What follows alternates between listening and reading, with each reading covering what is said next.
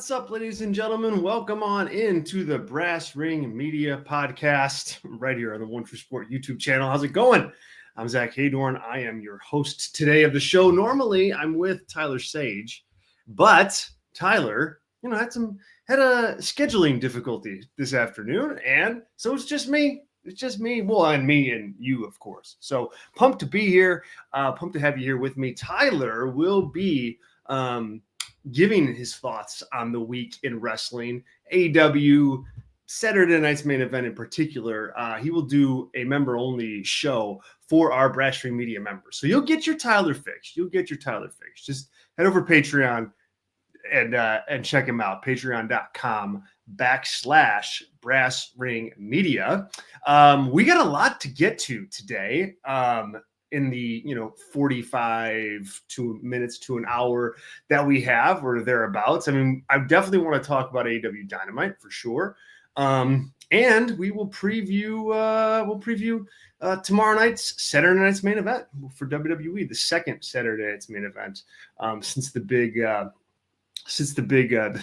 return. So lots to do. And of course, I want to make sure to take your comments, take your questions, take your topics, just like we always do right here on the Brass Ring Media podcast.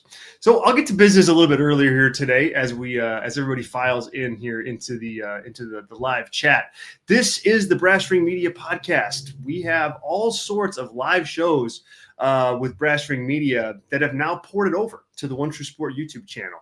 So we've partnered with One True Sport on that. You can catch all of the live Brass Ring Media shows right here on the One True Sport YouTube channel. If you miss them here on YouTube or YouTube's not your thing, we do offer them as audio podcasts after the fact on the Brass Ring Media YouTube feed. So you can download all of our live shows, and that includes 2 Brass Ring Media podcasts a week. That includes Nocturnal Knockout with Robert Vallejos, and that includes the Kick-Ash podcast on Saturday mornings with Ashley Manns. And then Ashley will be here tomorrow with the Kick-Ash podcast to get you going for your Saturday morning and also your weekend in wrestling. So the bottom line is subscribe here on YouTube so you don't miss anything. Subscribe here to One True Sport. And then, of course, subscribe to the Brass Ring Media YouTube feed wherever you get your podcasts. We are there, and we'd love to have you. We also offer Brass Ring Media membership. We offer two tiers. We offer a premium gold membership and our regular membership. The regular membership is $4 a month. That's it. And you get a member-only podcast once a week. You get a specialty. All of our specialty shows are just member-only, plus our pay-per-view and PLE review shows are exclusive to our members. So we'll be doing those coming up here in a couple weeks, starting with the Royal Rumble next weekend. So now's a really good time to test this out. $4, and it's over on Patreon, patreon.com/Brass Ring Media. Our gold members, Andrew H., Sean Palicta, and Tracy, thank you so much. We could not do the show without all of our members, but especially you guys. There's added perks for becoming gold members, and I'll talk more about that. Here in a little while. I got the live chat open, and we've got Zach and Eddie and Andrew and Sean is in there. What's going on, Sean? Thank you so much, guys, for being here. If you want to get your topics in, please do. I'll try to monitor the live chat as best I can. But of course, the lifeblood of Brass Ring Media is those super chats. Hopefully you can keep those coming in if you want to make sure that your question or comment gets read during our time here on the show today. All right. Let's I want to talk first about something that's maybe a little polarizing. And not in like a bad way. We're talking wrestling here. But I want to talk about the Death Riders and Jon Moxley in AEW. Sean asked, what happened to Tyler? Hey, man, sometimes life happens, and he had a last minute scheduling conflict, and he's not able to make it today, but he will be on the member only side a little bit later, so you can check him out, Sean, for sure. Sean says, "What did you do to him?" Nothing. I swear. I didn't do anything. I miss him. I miss him. It's just not as fun to do the show necessarily alone, but thankfully I've got you guys. So, I got everybody out there. Dirty Mike is in the live chat, says AEW sucks. Tell us how you really feel, Mike. Tell us how you really feel. Okay. So I want to talk about the Death Riders in AEW because I have mixed feelings on what's going on with the Death Riders. And I feel like my end opinion here is like in the minority in terms of like what people think about this storyline. So here's my thing. I don't think that the Death Rider Jon Moxley storyline has went where it needed to go to be like significant, right? It started off with all these undertones and all these nuances and Moxley appealing to like a higher power of sorts, and none of that came to fruition. Now Moxley is just a heel and he's a champion, and that's that. So that's not, you don't want your angles to do that. if you want to pay them off. So if you tease stuff or you lead people down the path to believing that something is going to happen and it doesn't, I don't think that's a good thing. The other thing is it's very, very, very, very, very repetitious. Repetitious? Is that a word? Repetitious? I'm not sure. It's going to be now, but I think you get what I'm saying. It's the same thing over and over and over and over and over and over again. So I can see why fans would be like, this stinks. We don't like this. We don't want to see any more of this. Boo. We don't like you, Mox. Someone else take the title. Boo. You get what I'm getting at here? Do you see the road I'm going down? It's a little boring, yes. However, I do want to give AEW credit, and this is where I think I'm in the minority. I think Zach is in our live chat here, and he will agree with me on this. I think I give AEW credit for sticking to this storyline and driving it where it needs to go. Once you account for the fact that it didn't go where it should have, right? They landed in just like Moxley's a regular heel. That's a disappointment. But now that he's there, and now that that's where you are, you kind of have to just lean that way.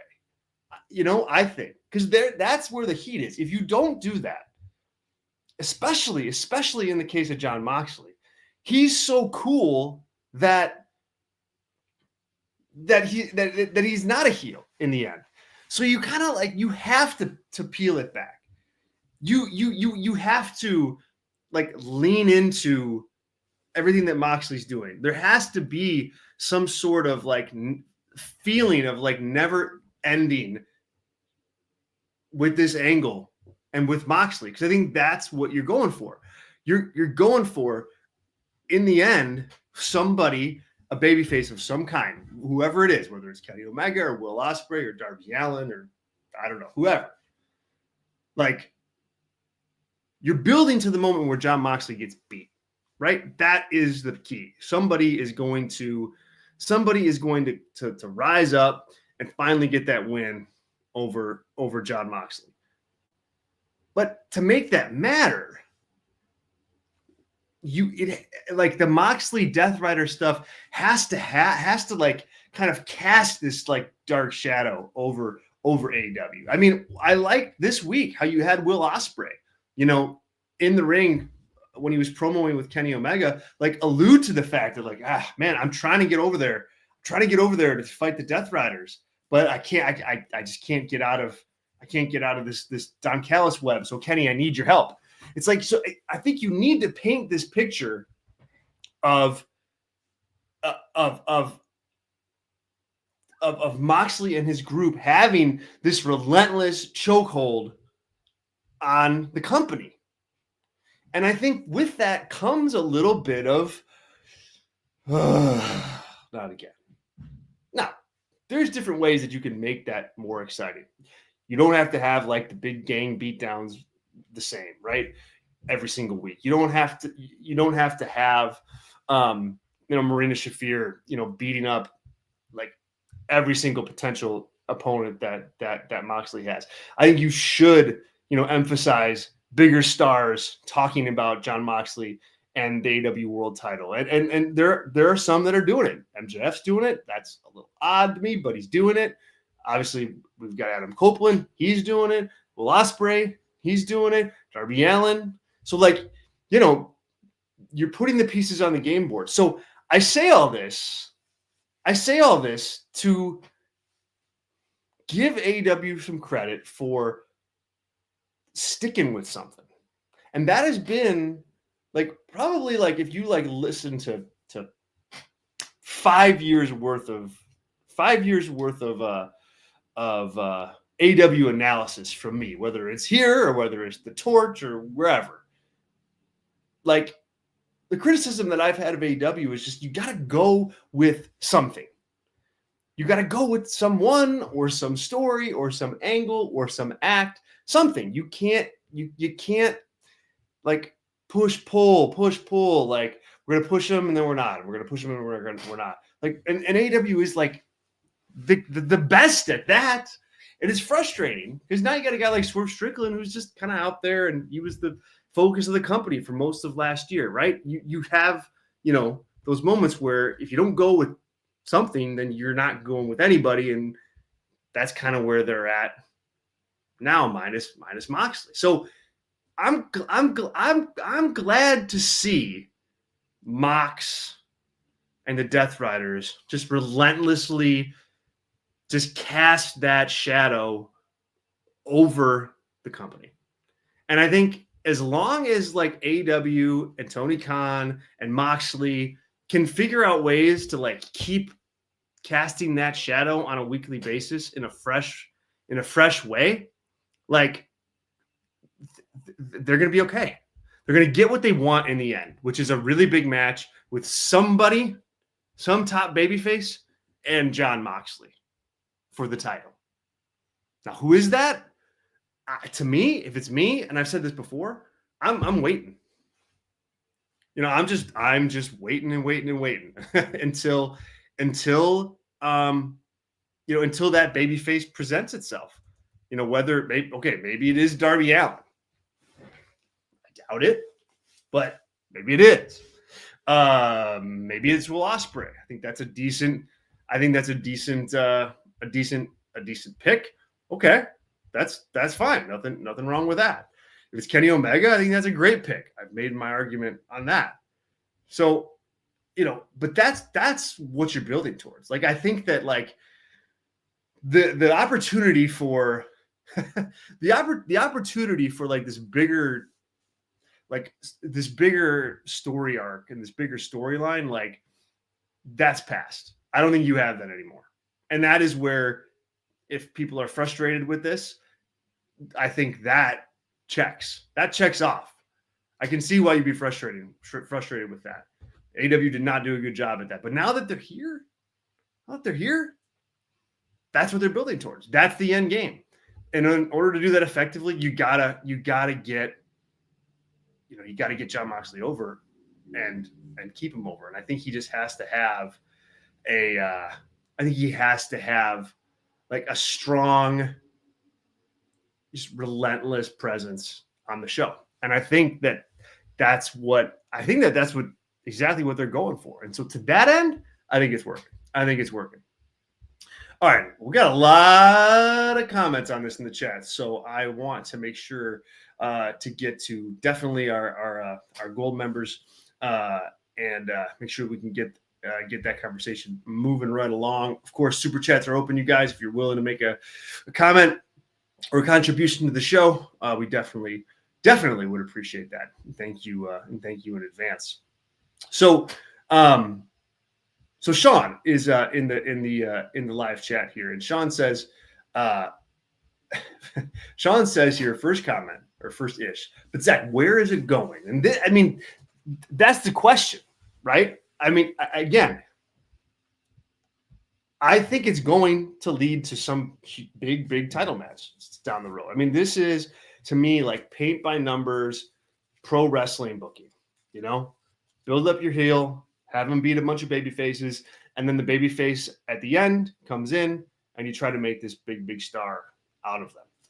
I don't know who that baby face is yet, Sean, and I would wait. I would wait to seriously. I would wait to figure that out. I would wait, and I would wait, and I would wait, and when that babyface presents himself, I would go for it. You know, I think Darby Allin is going to be on the list for them. Like, I don't think that's the right call, but I think he's going to be on the list. And Sean says here, yeah, Darby isn't the guy that should win, not at all.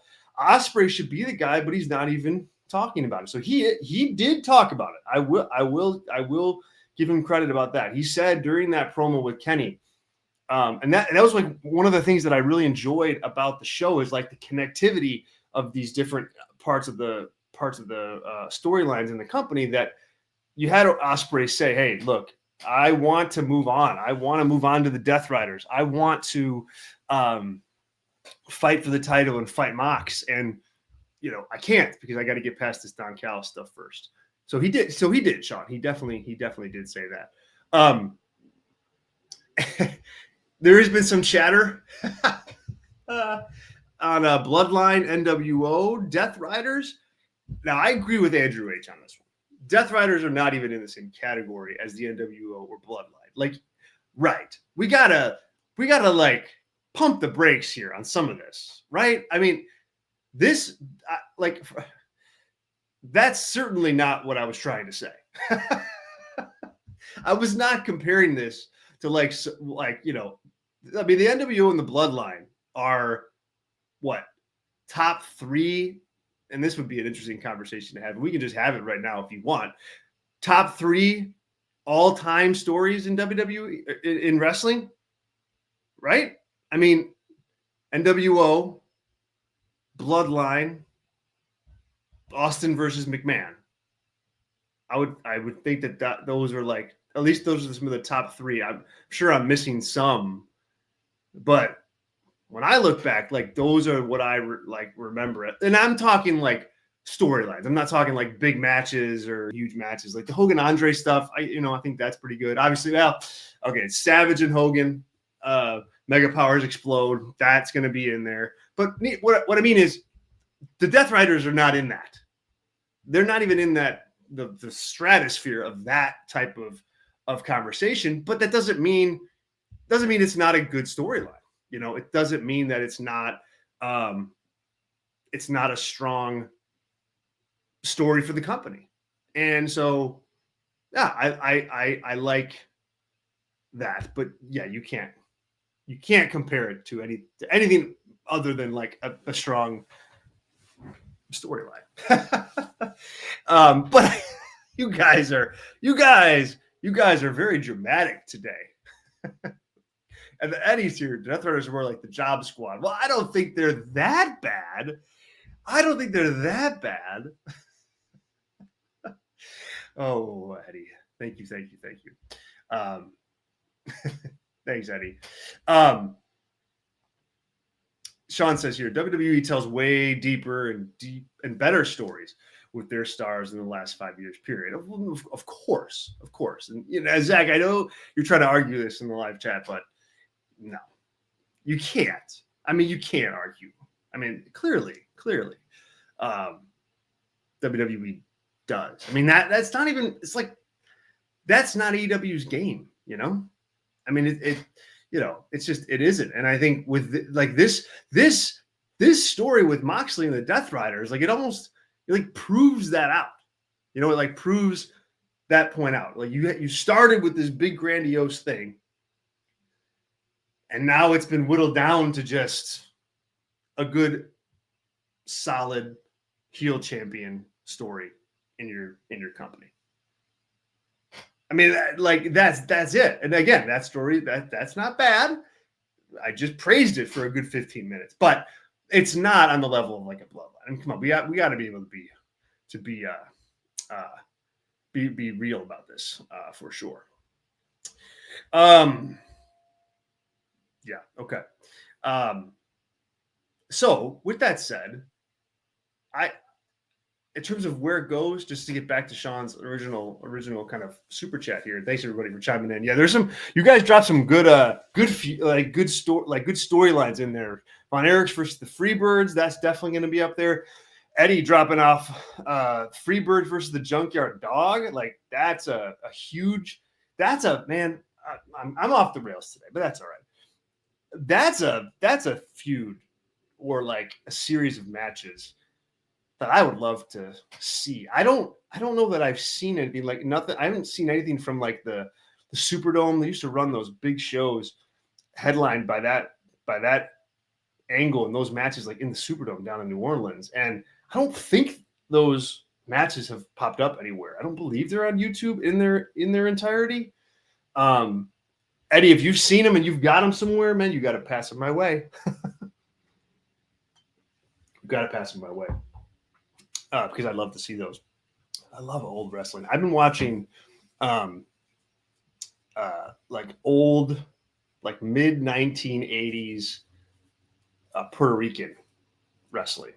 And it's fantastic. I mean, it's like if you want to talk about like over stars and over audience and like audiences that are invested in the characters and the product, like that is some good stuff. I might when I'm done watching it, I might do a member show on that. So another reason to just become a Brass Ring Media member. And seriously, if you're out there and you're checking us out, we'd love to have you as a Brass Ring Media member. It's only $4 a month. We're a small business here, and I think we do a good job covering the pro wrestling industry the way it should be covered. Proud of that. I'm proud of the work that the team does. And so you can definitely support us by becoming a member on either tier. You can test us out 1 week for free. Now's a really good time to do that with Royal Rumble season coming up. So patreon.com/Brass Ring Media.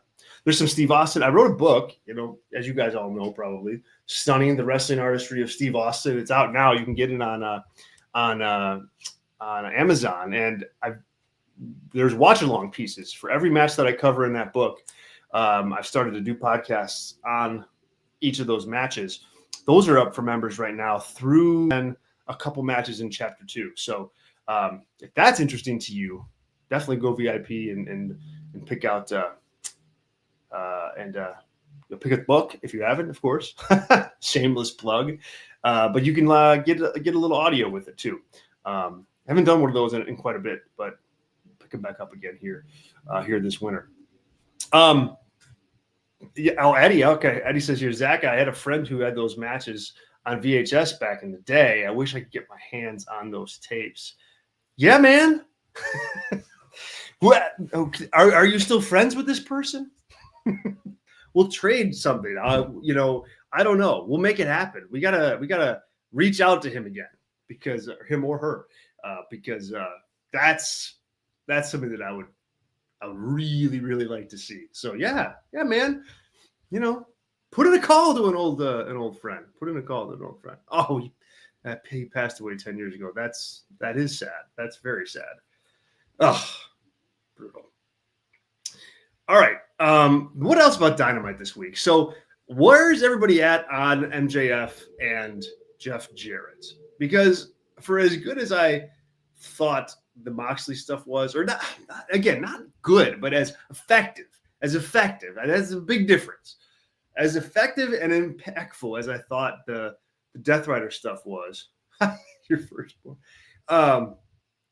I really am over this Jeff Jarrett MJF stuff. I praised this angle when it first happened. I was like, cool. They'll get something out of this. They'll get something out of MJF and Jeff Jarrett.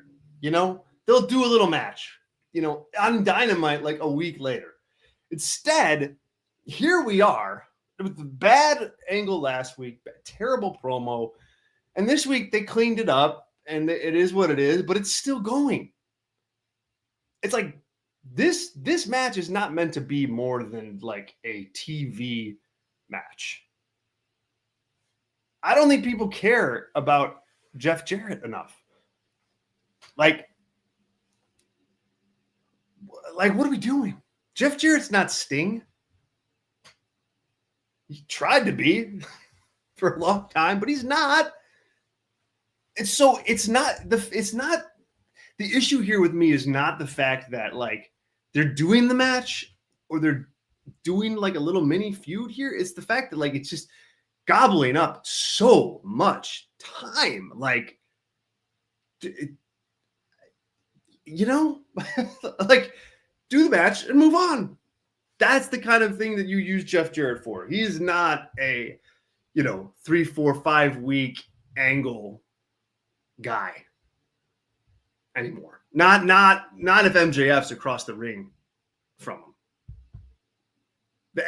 I mean, you can't justify that. You can't justify that as viewership is just plummeting. I mean, how can you? Like, no. People aren't tuning in to see Jeff Jarrett. People are tuning in to see MJF. And the fact of the matter is, I think if you put Jeff Jarrett in a match with MJF, I just don't know that you're going to have people like salivating at the moment of MJF beating Jeff Jarrett. I don't think there's any more heat there for MJF. It doesn't do anything for him. It doesn't do anything for anybody because it's Jeff Jarrett. If you polled 90% of the casual wrestling fan, they probably wouldn't know who MJF is Jeff Jarrett is. And if they did, their reaction would be, wait a minute, Jeff Jarrett's still wrestling to even be retired? That'd be your reaction. So no, I don't think that this is going well. I liked it for a week program. I really did. Like if they did that little promo, you do the match, and then you move on. That's good. That's good use of Jeff Jarrett. That's how you use Jeff Jarrett. But you don't book him with one of your top guys in a big kind of retirement angle. Sip of water. Too late in the day for like a Starbucks coffee. Normally, they'd be right here with me, little Starbucks. If you listen to 1TS Daily, the daily show that I do over here at One True Sport, we're working hard to get that Starbucks sponsorship. It's the big fish that we're trying to land. Help us. All right, let's go to the live chat on this Jeff Jarrett thing. Andrew H says here, Jeff Jarrett is chronically mid. Yes, he is. He is. Sean says here, not good. I just don't need to see Jeff anymore, especially going after that title. How is this helping MJF? Oh, it's not. That's like, I agree with you, Sean. That's my point. Like you're in a situation where, okay, Jeff Jarrett may get retired by MJF, but so are people going to care? I don't know. Zach in our super chats, and thank you, Zach, for our first super chat of the day. Appreciate you, my friend. Thank you so much. Zach says here the point is for MJF to retire Jeff Jarrett, and you have to set that up, Zach. But they already did. I mean, like, does Jeff I don't think there's value in the retirement of Jeff Jarrett. I mean, truly, and it's not a knock on Jeff Jarrett. I mean, seriously, I think Jeff Jarrett is a pro's pro when it comes to professional wrestling. Look, he's getting all this TV time. Like I seriously, like I'm critical of this because it's not good, and he has to have somebody to check him. But he's a pro wrestler doing pro wrestler things, and he's just doing his thing. And seriously, I genuinely respect that. That's what pro wrestlers do. That's what you have to do. Not enough people in AEW do that, in the men's or women's division. Not enough people do that. And I think people could learn a lot from Jeff. But that doesn't mean you say yes. That doesn't mean you green light this idea. And the fact of the matter is, he's not a Jeff Jarrett retirement isn't the same thing as a Sting retirement or a John Cena retirement. I mean, it's not on that level. So MJF retiring him, like, big whoop. I think it'll kind of go down as, it will go down as Baron Corbin retiring Kurt Angle, as like essentially irrelevant. Like, people will bring it up, but it's essentially, pointless. Why? Thanks, Zach. You're the best. Appreciate you, man. Sean says here, the fans aren't even getting behind it. Not sure about a legend. He was good, but how truly great was he? Yeah, I want to be careful about throwing out the legend title with Jeff Jarrett. No, I don't think so. I don't think so, Zach. And I'm not picking on you here. No, you can't. Legends are saved for the cream of the crop, the best of the best. I don't know that Jeff Jarrett falls into that category. I don't think he does. Thanks, Ken is joining us. He says, hi, wrestling fans. Ken, so thanks so much for being here, man. Thank you. Sean says in our live chat here, he better and I love the caps. Jarrett better not beat Claudio. No way. Luckily, I don't think he will.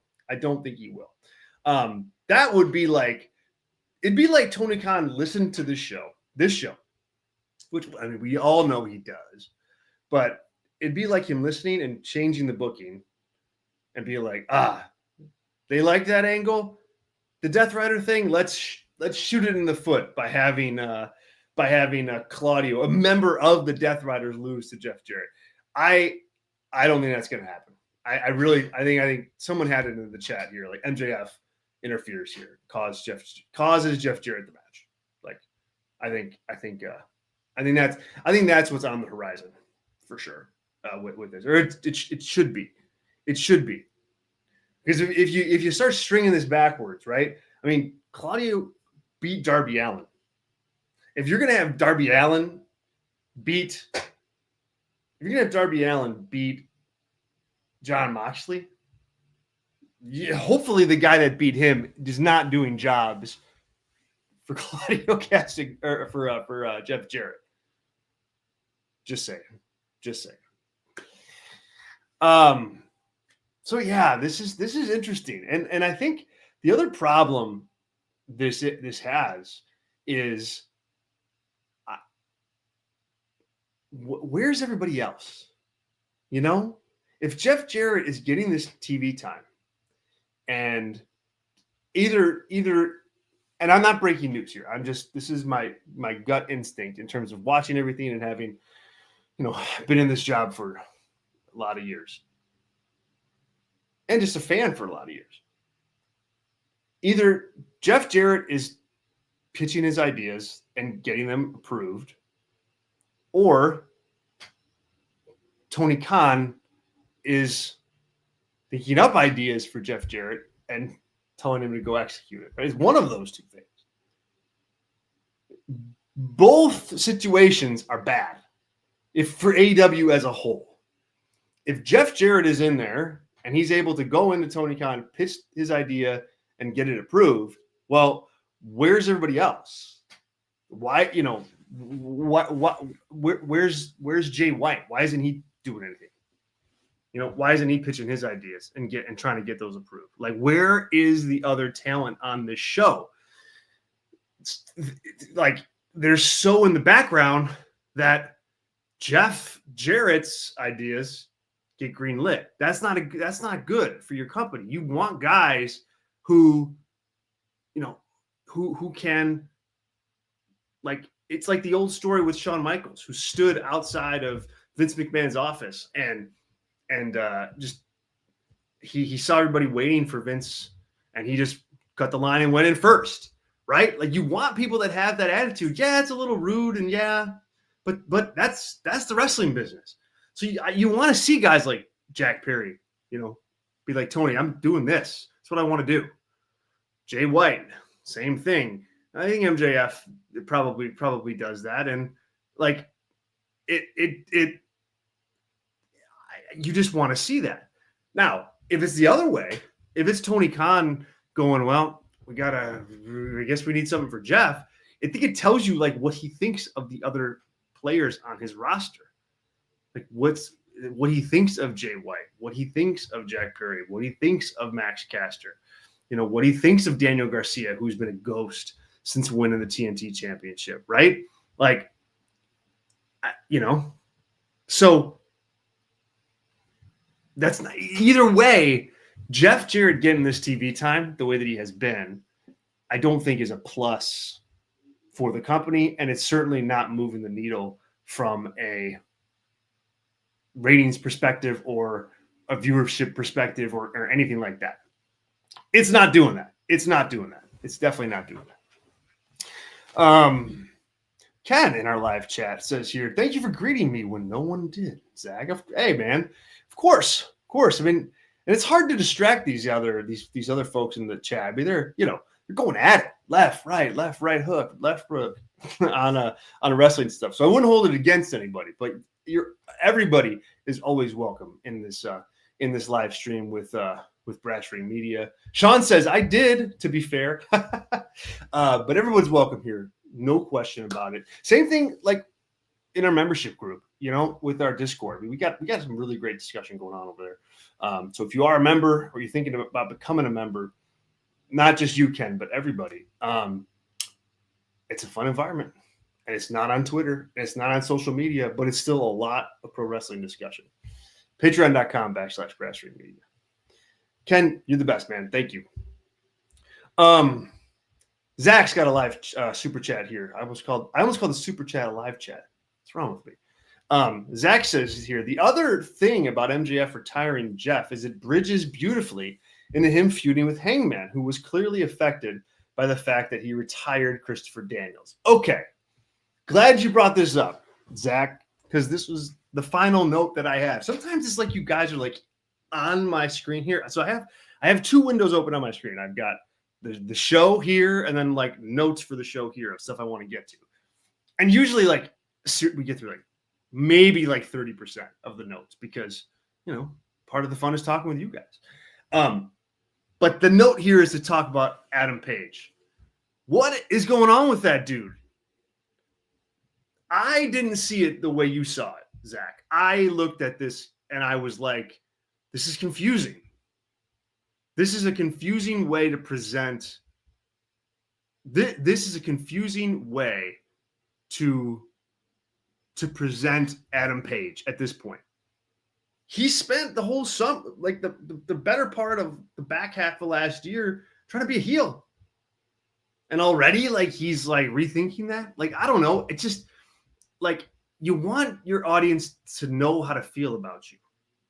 And this week, Adam Page, retired Christopher Daniels on Saturday in a brutal death match. And and then this week is like, puffing his chest out at the biggest heel on the show in MJF. What do you do? Do you cheer him? Do you boo him? Who knows? I like the Christopher Daniels stuff. I liked him kind of telling Adam Page what retiring meant to him and what it meant to be retired in a brutal match like that. I thought it was a cool kind of emotional moment, and it really showed off the agony of defeat with Daniels. But I don't think anybody to me, it's an awkward time to do that because you just had Page stare down and puff his chest out at the biggest heel on the show in MJF. And now you're trying to show a sympathetic Page. And I don't think he pulled that off. I don't think he pulled that off. I don't think he sold it well. So if they're going to that match, okay, But I really need to see how that works out because, like, what I mean, is he a heel? Is he a babyface? You have to look at it through that that lens. That's what draws money. That's what draws money. I don't think this was a good week for Adam Page. And I continue to think that his booking, collectively throughout his entire time in AEW has just been bad. Unfortunately. Now he's still a big star, but or a big star in AEW. But I think he needs to he's got to stay in his lane long enough where people know and care about who he is. Thanks, Zach. Thanks for bringing that up. Good point. What's up, Brandon? Brandon just joined the show. All right, guys, let's pivot. Let's preview Saturday night's main event before we ride off in the sunset here. We got 4 matches and then a big Royal Rumble contract signing on the show this week. So we'll run down the matches and then we'll preview each one and then do some predictions. We've got the World Heavyweight Championship on the line, Gunther versus Jey Uso. Same thing with the Intercontinental Championship. That's on the line. Braun Breaker defending against Sheamus. Braun Strowman is going to wrestle Jacob Fatu. And then Rhea Ripley will defend the WWE Women's World Championship against Nia Jax. And then finally, Cody Rhodes and Kevin Owens, they will sign their contract for their undisputed WWE Championship ladder match at the Royal Rumble. And that contract signing will be moderated by Shawn Michaels. So big picture on this, it's kind of a nothing card. I mean, it's kind of a nothing card, I think. Fun. I mean, if you decide to watch it and you're going to tune in and watch it, I think you're going to have fun watching it. I think it's, I think the matches are fine, and it is going to be a good show top to bottom. But I don't think it's going to be a newsworthy show. I don't think it's going to be this. It's not a must-win. It's not a must-watch show. And this is where WWE has to be careful. We talked about this on Tuesday's show. We did almost like 30 minutes on this topic of like, is WWE producing too much content? And they're close, because this is a show that really doesn't need to exist. It's existing because NBC wants some content and WWE wants some money, right? But these matches, these are all Raw matches.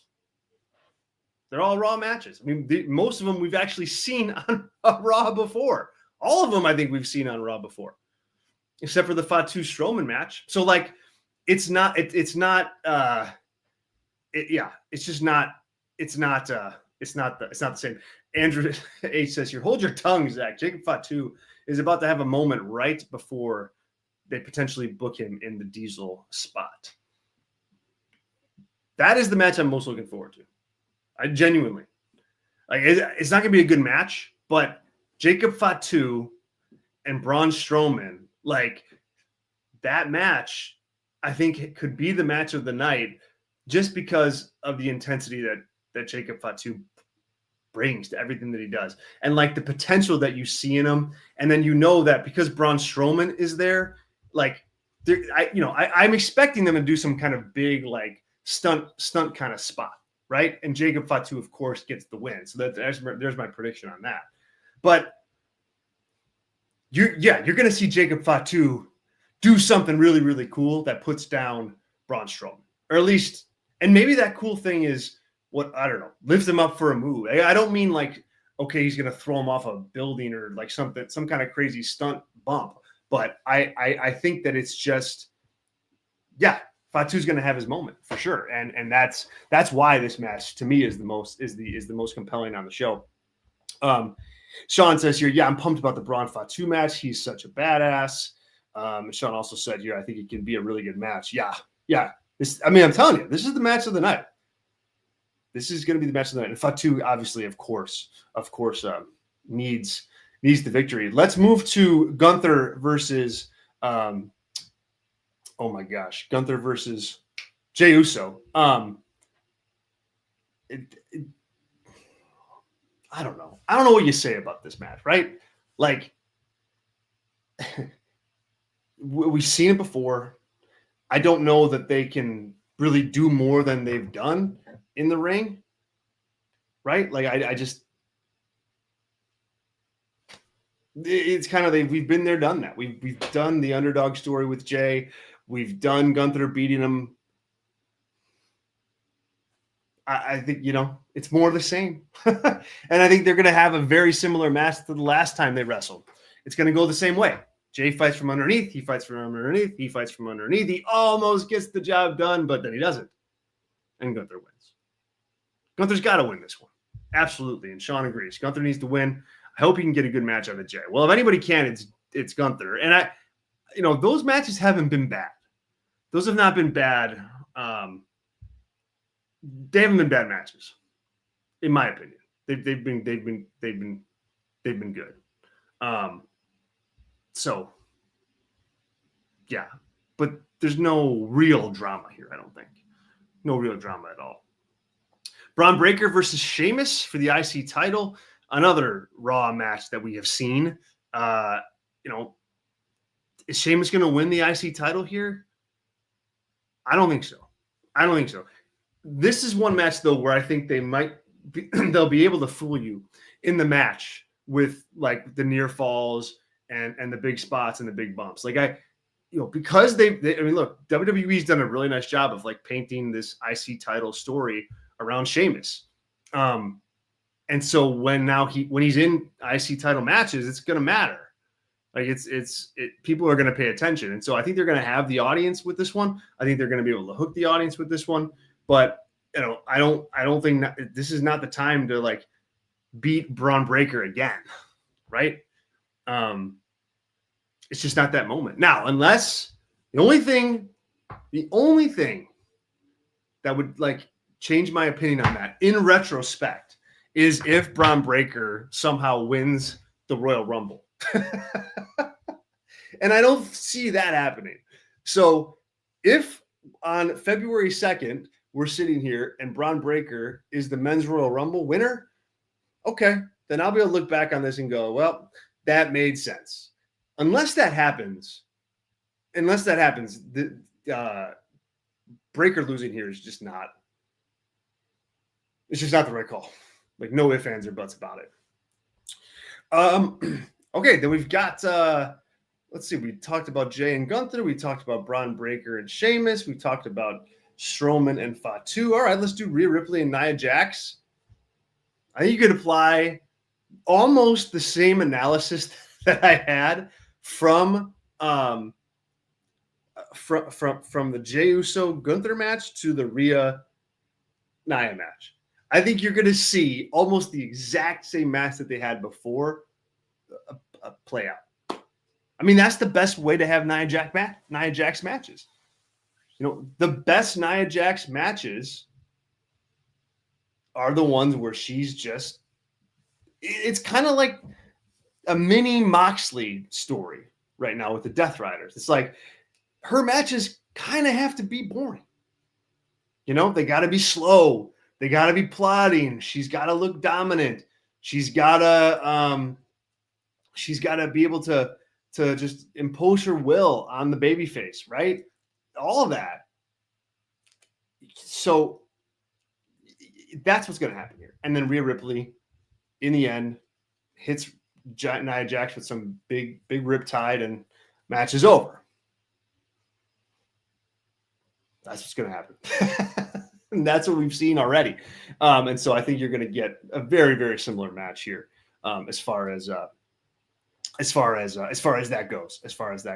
And then the big contract signing. The question here is, what type of angle do we see? What type of angle do we get? Does Kevin Owens mix it up with Shawn Michaels? That's what I'm predicting here. I think they want to get a lot more heat on Kevin Owens. I think that he, beats up Cody Rhodes. I think he then turns his attention to Shawn Michaels, pile driver. Shawn is going to sell the hell out of that, and you get a layer of heat for KO here. So,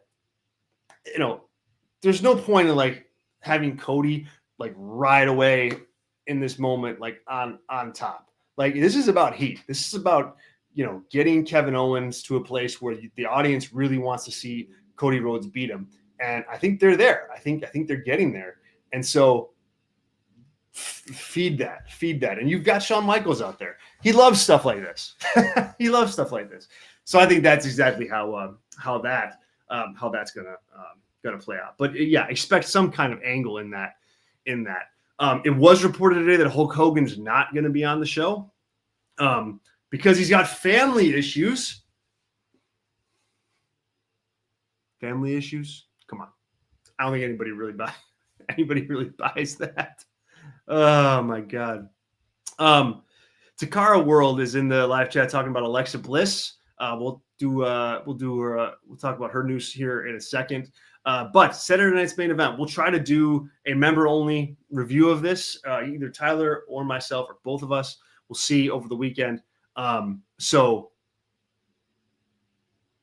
we'll get to that. And so if you want to check that out and see our follow-up analysis on the show, become a member. Patreon.com/Brass Ring Media. It's only $4. Remember, like $9.99 with the WWE Network is $4 here. Thank you. All right, some quick news hits. Yeah, Alexa Bliss reportedly was set to return to WWE during the San Jose episode of Raw on Netflix, and then creative was pulled because of a contract issue. They wanted her to keep on the same contract she was on. She wanted a new one, and okay, now they're at a crossroads. So they pulled creative for her. Takara World is in the chat talking about Alexa Bliss and could she be in AEW? She could. I mean, I don't know what value Alexa Bliss would bring to AEW at this point. Depth for sure, but I don't think she's going to displace, any of your top people. But of course the door's open for her if she's not. I mean, look, if she's under WWE contract, she's not gonna be able to do that, and they're not gonna let her do that. So, we'll see. But if I've always said, if I was Tony Khan, I would put a pause on hiring, guys who are leaving WWE at the end of their careers. That would be something that I don't do anymore.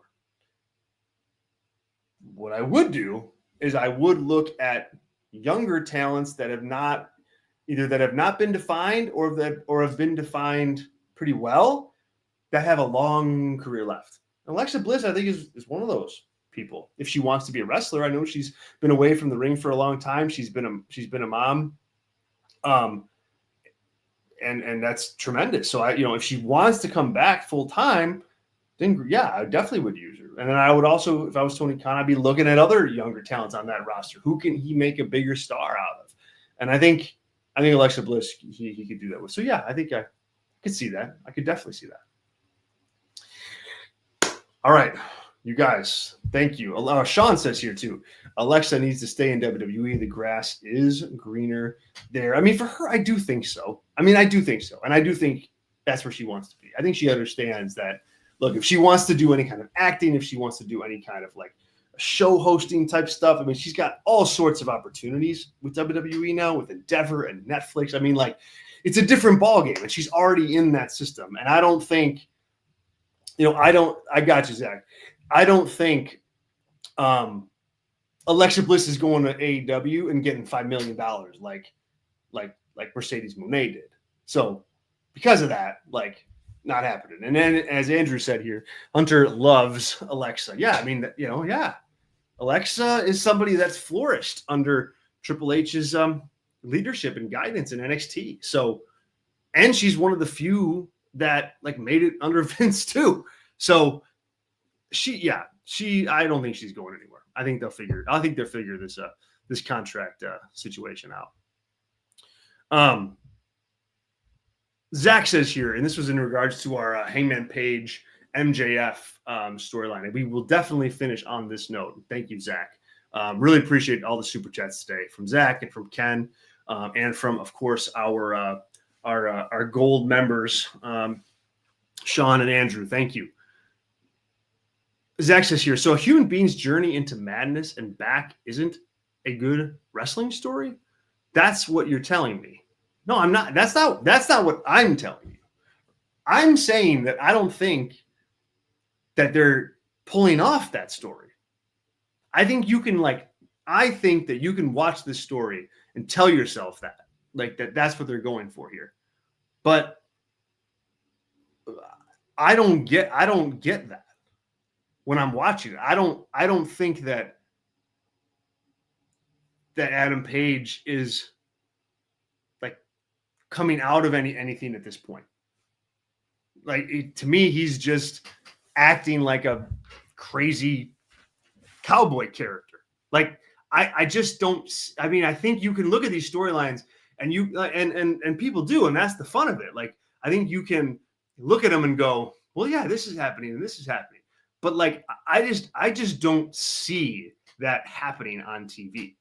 Like, you're telling me that he's, this journey into madness. Okay, that's happened. I see that. But like, is he going back? He just destroyed Christopher Daniels in a death match and retired him, and then showed no remorse for that this week. So it's a potentially good storyline. Yeah, if you do it right, and if you sell it, I just don't think Page is selling it very well at this point. I don't get that, and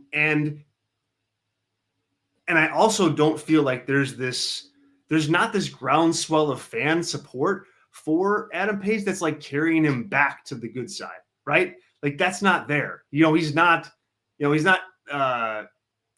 Darth Vader in Star Wars, where it's like you feel for him, and at the end, he gets to walk to the good side with everybody cheering for him. I don't think you have that. I don't think you've even set a foundation for that. So to pull it off, you got to do a lot of work. And I don't think they've put in that effort. And I don't think it's over enough at this point. Hopefully that answers your question, Zach. That's my 2 cents on it. I'm sure we might disagree. And we'll see. We'll see, Be in 3 weeks' time, I'll have a different opinion on that. And I'll eat some more pro, which I've done on this show numerous times. Very open to doing that. Thank you, everybody, so much for joining in today. It's been a good way to finish off the week. I know Tyler's upset that he missed the show. He will be on the member side of things, running down Saturday night's main event, giving his thoughts on Dynamite, and doing a big long show for our members, since he can't be here today. So check that out. Check that out now by becoming a Brass Ring Media member. I think we offer a lot to our members, whether you're on the regular tier or the gold tier. You get a lot of bang for your buck. It's patreon.com/Brass Ring Media to check out all that we offer our members. Of course, once again, you could follow more of our work at Brass Ring Media on the Brass Ring Media YouTube channel.